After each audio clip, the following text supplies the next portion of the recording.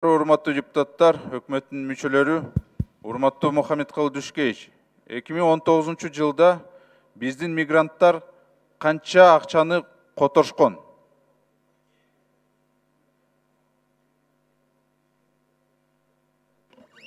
2 миллиард 400 миллион.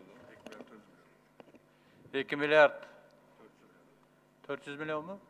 2 миллиард 400 миллион доллар тегерек. Кыскарды. Муктаж болгон мигранттарга өкмөт канча акчаны которгон? Biz өткөндө чечим чыгарып bir 20 миллион сомдой которуп, 10 миллионун Россия Федерациясына ошол биздин жанагы хостел деп жана гостиницага жата турган тамак ашына ушуларга жардам бергенге элчиликке аны тышкы иштер министрлиги өзү карап атат. Дагы акча каражаттары болсо жардам берүүгө дагы чечим чыгарабыз. Ушунча салымды кошкон экономикага биз ушунча жардам берсек бул туура эмес го? Жардам беребизби акчаны? Дастан Талабаевич, ал биринчи сурагандагы эле каражат болчу, биз аны аябайбыз, аны жардам беребиз. Цифровизация деп атасыңар. Иш жүзүндө болбой калбадыбы? Пропуск, кагаз, жаңы паспорт менен жүрсөң, справканы с места жительства алыш керексиң. Жана башка справкалар, салык инспекциясына печать коюш керексиң. Болбой калбадыбы иш жүзүндө? Дастан Талабаевич, бул эми баягы күнүмдүк өзүбүздүн ошо программаларды иштеп чыкканда колдоно турган механизмдер эмес болчу да. Ошон үчүн биринчи күнү мен дагы өзүм барып ошол пропуск берип аткан жерде коменданттык саат киргенде барып карап, 2 күндөн кийин автоматтык түргө электрондук формага алып келдик. Азыр эми баягы ишкерлердин саны көбөйүп, миңдеген адамдар билип атат, кирип атат, шаарга кайра чыгып атат. Ушулардын баарын бир механизмге, бир системага алып келиш үчүн бир аз кыйынчылыктар болуп атат, аны моюнга алабыз. Бирок санариптештик иштебей калды деген туура эмес болуп калат го. Себеби дегенде биздин салык кызматы базасынан көрүп атат. Ким мисалы үчүн таксист болгон, ким кайсы ишканада иштейт, айлык төлөнөбү, төлөнбөйбү, ошону карап атышат. Анан бул жерде эмне үчүн жанагыдай кыйынчылык болуп калып атат? Жарандарыбыздан дагы кээ бирлери азыркы биз кое берген экономикадагы тармактарында иштебеген жарандар деле берип коюп атат да. Мен мисалы үчүн бул компанияда иштейм. Анан издеш керек. Ага бере калса туура эмес.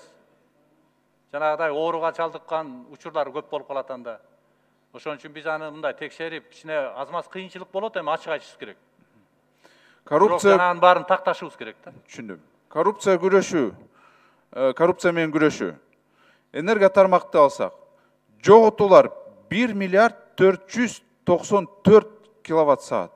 Ошол эле кезде биздин Бишкектеги ТЭЦ 1 миллиард 220 миллион киловатт саатты чыгарат экен. Жоготуулар мына канча суммадагы болот атат? Дастан Талабаевич, былтыркыга салыштырмалуу азыркы биз отчет берип аткан жылда 11%дан жогору жана жоготууларды түшүрдүк, коммерциялык, техникалык жоготуулардын баарын. Бирок бул жерде мен деле түшүнүп атам сурооңуздун төркүнүн. Сөзсүз түрдө жанагы автоматташтырылган системаларды киришибиз керек. Аз күйени коюшубуз керек, счетчиктерди, электрондук счетчиктерди, жана биз айтып аткан эсептөөчү борборду активдештирип, жакшылап иштетишибиз керек. Анан ошондон кийин анан жоюлат да бул. Сиз цифраны карасаңыз, бир ТЭЦ мынча чыгарып атат, а жоготуулар көп болуп атат да, өтө көп болуп атат. Эми убагында мисалы үчүн 35%га чейин жоготуу болгон да. Азыр баарын 40%га чейин болгон. Мына азыр кээ бирлеринде бар экен 19%га чейин. Себеби жанагы эме кирбеген. Электросчетчиктер кирбеген жерлерде бар экен. Биз ошону чыгарып атабыз азыр.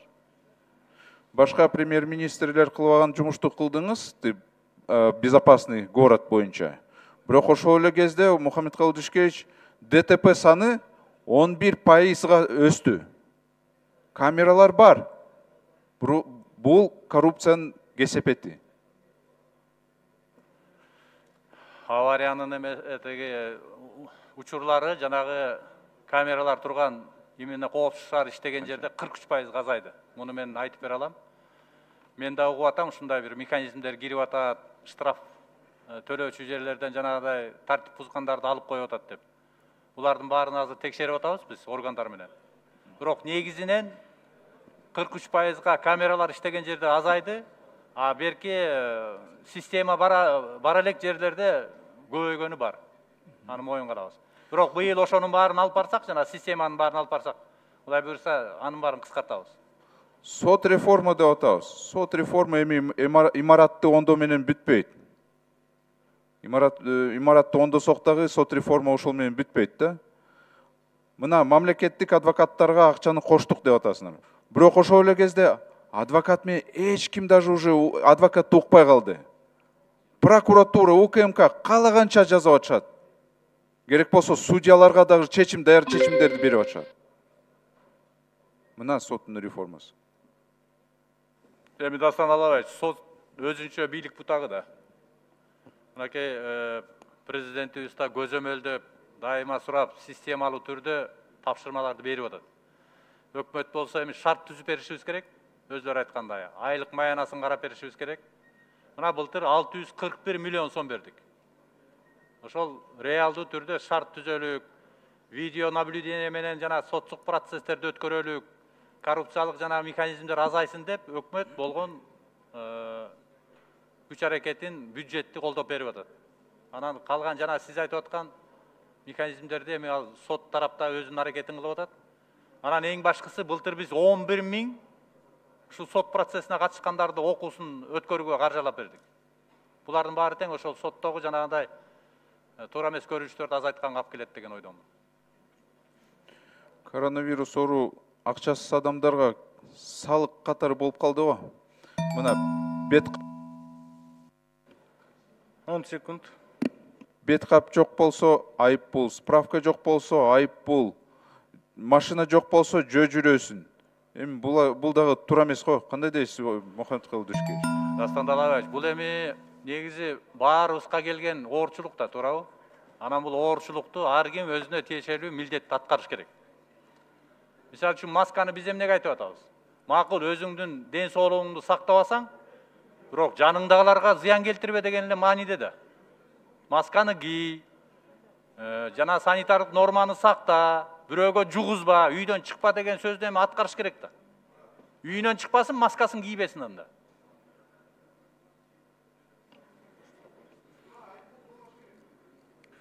Мен кошумчалап коеюн айып боюнча.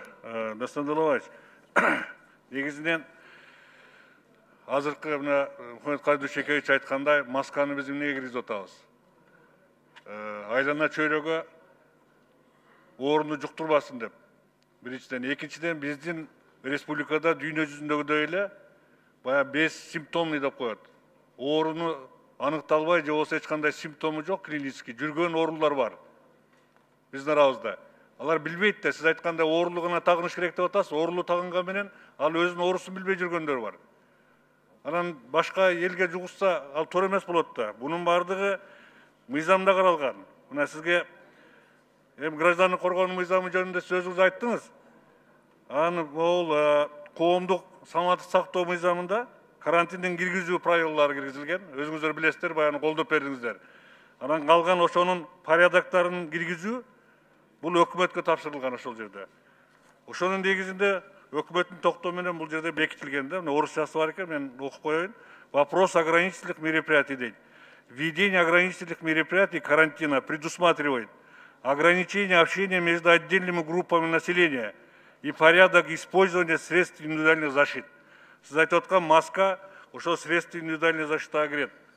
Анан ол баягы штрафтын салуу салбоо боюнча бул жерде эгерде ошол средств индивидуальной защитыны колдонууну бузса, личный гигиенаны бузса дагы бул жерде мыйзамда каралган. Себеби бул эпидемия болуп атат. Буну баары түшүнүшүбүз керек. Ошон үчүн айла жоктон ушундай шарттарга барып, биз элге түшүндүрүп атабыз. Физический лицого 1000 сомго чейин, юридический лицого 5000 сомго чейин ошондой каралган деп, баягы мэр ошону айтып аткан. Коомдук жерлерде сөзсүз түрдө буну тагынууга биз милдеттүү болушубуз керек. Антпесек, азыр мына айтылгандай эле үйүндө болгондо баягы жалгыз жүргөндө эми өзү билсин, бирок коомдуу жайга чыкканда тагынышыбыз керек. Бул бүгүнкү күндөгү контролдоп, бүгүнкү күндө карап отурган ситуацияны өрчүндөтүп жүрген бирбешибизге жол өрчүбөшүнө жол берет. Анан кийин өзүңүз билесиз, o 1 майда, 11 майда биз экономиканын көп тармагын ишке киргиздик, көчөдө эл көбөйдү. Эгерде ушундай кичине бир кыйынчылыкка чыдап койбосок, баарыбыз чогулуп, анда кийинче аягы кыйыныраак болуп калышы мүмкүн, урматтуу депутаттар. Ошон үчүн бул маселеге туура түшүнүү менен кабыл алып, бизди колдоп, элге туура түшүндүрүп берсеңиздер абдан жакшы болмок эле. Рахмат. Рахмат. Дастан Далабаевич, процедурный маселе, суроо болсо өчүрүп коем. Бири-бирибизди сыйлайлы. Экинчи микрофон. Кечиресиз, урматтуу. Мен аны жакшы эле билем, мен дагы чакырып атам. Бет каптарды кийгиле деп. Бирок айып пулду салганы бул өтө туура эмес. Элде акча жок болсо кантип айып пулду салабыз? Же бекер бериш керекпиз анда? Хотя бы бир күнгө хотя бы 1-2 масканы бекер бериш керекпиз анда? Башка өлкөлөр кылгандай. Азыр Дастан Далабаевич, бул жанагы мурунку маселеге окшошуп атат да. Мен түкүрөм, бирок эч нерсе төлөбөйм дегенчи. Өткөндө ошондой болду эле. Масканы, бир масканы алып, өзүңдүн ден соолугуңду кара дегенден эч кандай акчам жок дегенге эми 15 000 сомго, 15 сомго маска алып тагынганды эми хотя бы өзүнүн ден соолугу үчүн сактасын да. Биз ачыгын айтышыбыз керек да ошон үчүнчү. Эгер андай кылып колдой берсек, эртең маскасы жоктун баары чыгат, эртең эч ким кепил боло албайт, мага мисалы үчүн оору жукпайт деп. Мен ойлойм, сиздерге окшогон жарандарыбыз, наоборот, колдоп, ошолорду айтышыбыз керек. Бул туура эмес кылып атасыңдар. Кийинки сөз Женчиров Мирлан Канатбековичте. Рахмат.